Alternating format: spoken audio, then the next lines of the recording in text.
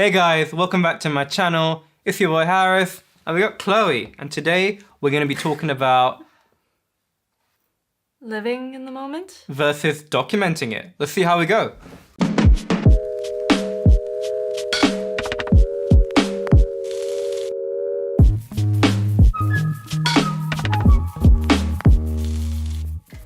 So, living in the moment versus documenting the moment.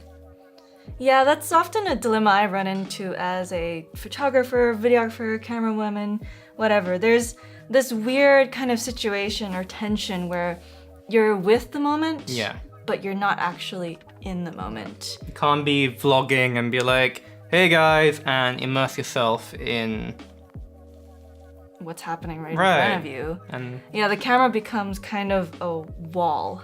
And I don't know, it almost kind of takes away from the experience. And being a good host. I mean, this whole video is the context, the meat, the message, the kind of what's gonna help convey our example to you is Chloe's birthday.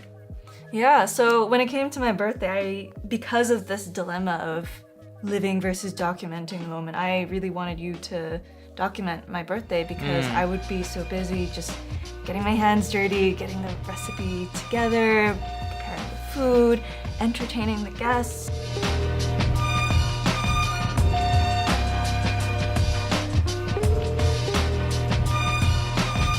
Really, it's quite difficult, and especially since, you know, one, it was my birthday, two, it was around Chinese New Year, which is very important, you know, time to get together with people, to catch up, to engage with people. It's actually really nice to have a dedicated documenter because that means way less stress on your part as the host. You can focus on being in the moment, on being a bit more genuine because you don't have to keep whipping out the camera. It's like, wait, hold on, let me get that, let me get that. Make people feel uncomfortable. Strike that pose again. I need to recapture that for the vlog.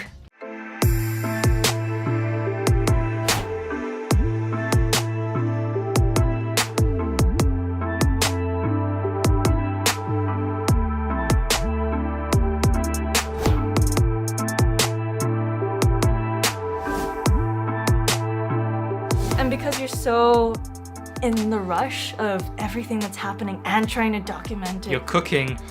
You're cooking, you're entertaining, you're trying to capture all these things, there's all this stuff happening. You compromise on the quality and losing track of the narrative. You're just trying to be a good host.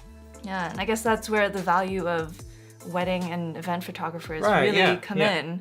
I mean, I can testify to that. I mean, we're a wedding photography couple here, but we can see on people on their wedding days, like, they still have this urge to kind of like make sure everyone gets photos, but when they see us grabbing the shots and stuff, they feel a sense of ease. Like, oh, they got it, it's cool. We can carry on having our drinks, our meal, and having a good time. And you can see, I don't know, from my personal like work experience, I see that my services do provide a lot of ease and satisfaction to people, and not having to worry about grabbing the phones or making sure, you know, did you catch the kid when they were doing that, or like, did you get a photo of me and my mom? Like, they can just focus on spending time with their loved ones and make sure they have a memory of that to last them for the generations to come. No, exactly, because you're not just there just to record everything, but you are there to capture what you need to help them relive that moment. You're not gonna go and just snap away everything just meaninglessly. You're gonna be very selective. And I don't know, when I shoot with a sense of purpose to capture specific moments. I'm not just like no.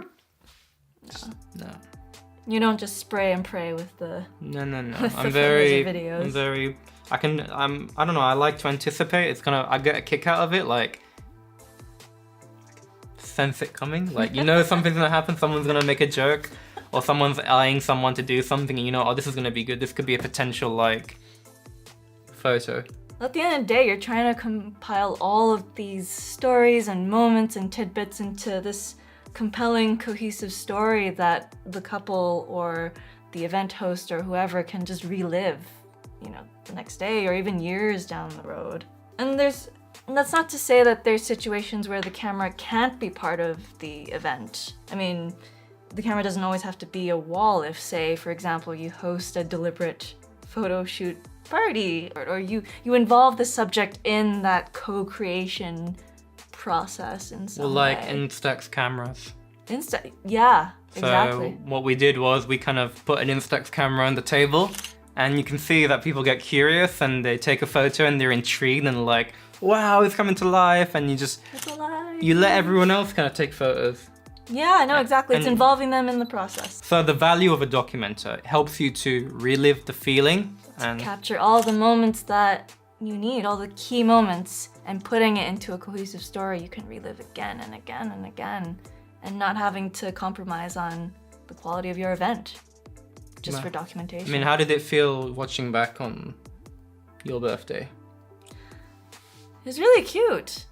I quite liked it. I mean, I might not have remembered every single Right. moment, but that's okay. It got like the most important bits: the making of the dumplings, the making of friendships. You know, and Yeah. you don't need to remember every little detail. Like I don't I'm- need to remember peeling onions. No, even though I might have got a little bit of that, but it's okay. It's fine. I mean, as you saw from the video, like you saw the progression of like we were cooking and then we were hosting and then everyone was kind of like immersed, having a really good time. I think one tip that would be really helpful to kind of help you document things is keeping the camera profile really low. Making sure it's not something that people get intimidated by. I mean, usually I like to film on a Canon for like vlogging and stuff, but I didn't think it was appropriate because people kind of... I kind of noticed that too. Since I've started shooting more with the Fuji, Yeah. I noticed people in the streets and at events, they're just a lot more candid and As you can see, sorry, I had to go and grab it. It's not that intimidating, especially if you got one of these lenses where you can stick in your pocket. People are actually more intrigued, more kind of like immersed, and you kind of start a new conversation in a positive light in terms of photography. rather than having this big, intimidating black DSLR, which works for certain situations. Like Yes, if you want to like come this. off as a professional photographer at, say, a high-profile event or Yes. at a wedding, you want to show that you are like the guy or the girl. So we just had a nice discussion about living in the moment versus using your camera. Let us know your feelings. Like, what do you do to combat this? Do you struggle with it? Are you someone that's a pro vlogger that doesn't give up? Let me know. I want to know if you don't struggle with it. She wants to know. We'll find out soon. Thank you so much for watching. Catch you later. Bye!